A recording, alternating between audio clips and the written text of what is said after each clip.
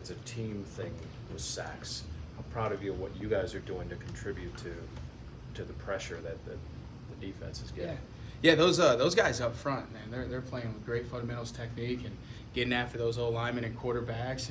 And I think we've done a good job downfield, just continuing to get better with our eyes and technique and guarding those guys. And I felt like we did a pretty good job last week. Then when the quarterback broke the pocket, of just locking on downfield, making sure we maintained and stayed with our wide receivers and our guy.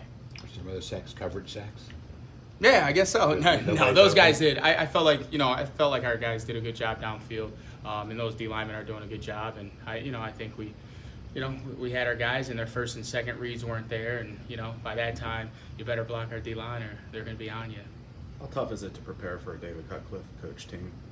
Good football team. When you really watch those guys, just overall, schematically they're good, and just the way they're coached, they're a very detailed offense, very detailed team. Just how they run their routes, the precision, and just how they match and mirror things up. So they're a very good football team, very talented football team, well coached, and those guys play hard and get after it. What do you see out of the quarterback from last year to this year from Duke? He's a good player. He's a really good player. You see some big plays he made against Virginia Tech on his feet. He made some big plays running the ball, extending the play. And at the same time too, he makes some quick, good reads in the pocket, and he gets rid of the ball quick too. So you see him doing it. You see him doing it in the pocket as well as with his feet. So he's done a good job so far this year. How difficult can it be to face the empty sets with tempo? With tempo? Yeah. I mean, the biggest thing, talk about tempo, we faced tempo 2 weeks ago.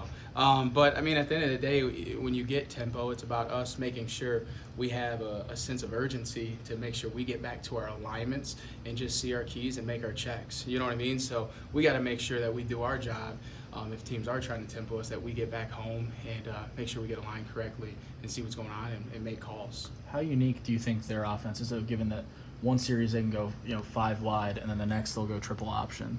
Yeah, that is when you watch the film and we pop it up on Sunday. I'm like, where did this come from? But yeah, it is unique. They'll pop in that triple option a little bit, and like you say, they'll go 5 wide, and they'll personnel you with different guys, and they'll go some open sets, then they'll go some tight end sets with him in the core in the backfield. So they do mix it up, and they give you a good variety of what they're doing offensively. So what is the challenge in preparing for so many different things that you're facing? I think, even when you saw it last week, Delaware did a great job too. Like, those guys, when we got into the red zone, when you broke those guys down from a red zone standpoint, I think we had 22 plays along with about 16 different formations, or 12 different formations, So those guys did a good job of personnel you and formation you as well. So like I said, at the end of the day, it's always about making sure we get back aligned properly and making sure you're seeing your keys. Like, you have rules in what you do. So as long as you get home and you do those, you'll be fine. Does it remind you of a Paul Johnson Georgia Tech team when they go to the triple option? When they go to the triple, yeah, I mean, they do a good job. Now that thing, you're preparing for a lot of stuff there, and I only saw it for 1 year when we played him, but he had a lot of answers for everything. But yeah, they do a good job when they do get into their option set. They cut block like Georgia Tech did? Well, I don't know if just with how the rules are and everything these days, the cuts aren't as as violent what they were a few years ago. But you'll still see it. When DeMar drops that pick six on the second play of the game, how important are those kind of plays in the grand scheme of a game? Like, how big of a default was that? The second play of the game, that'd be a huge momentum to get that second play, first pass of the game and take it. But, we got to make sure we're driving our eyes right coming out of that break, and it's just that little detail of having a better angle where, you get that. So, it'd been a huge momentum swing for us to get that turnover and take that ball away. But now, extended the drive to, I think, a 5 or 6 play drive from there. So we got to come up with those plays. We got to make sure we're getting the ball back for our offense and setting up for those guys. What's the focus like, now that non-conference is over, you just have 7 ACC games kind of staring you down? Yeah, I mean, it's good to get into ACC play, you know what I mean? But just like any game, we're going to go one game at a time of who we're playing and making sure we're continuing to build on ourselves and get better each week, from week 5 to 6, and continue to grow and mature as a football team each and every single week. How much is facing quarterbacks like Bryce Perkins and Nathan Rourke help prepare for somebody like Quentin Harris? Yeah, we faced some of those guys. Like you say, you faced Perkins the very first game of the season, and we faced guys in general. Last week he could run, he could move and get after it. So we faced some guys, and we faced these guys last year too. So it does help prepare you, and it helps prepare you from a secondary standpoint down the field, being prepared to lock on, which we've continued to grow and get better at that ourselves down the field. How is your secondary different and/or better than it was a year ago? Different, every single year it's a different team, different kids and different leadership. So it's different from that standpoint. And I just think we continue, when you have depth and you have guys pushing each other, I think that's always going to continue to grow and make you better. So I think we do have good depth, and I think we have a lot of guys that have played football, and have played football throughout the years too, which really helps us grow. And I think that competition is good throughout the week and practice to push each other. Nothing's guaranteed every single week. Corey, who is the leader back there? The leader, you got your older guys. I think Dane Jackson does a great job. I think DeMar does a good job. And you still have your other guys that are playing. And I think all those guys, they try to push each other. I don't think it's just one voice or just two guys.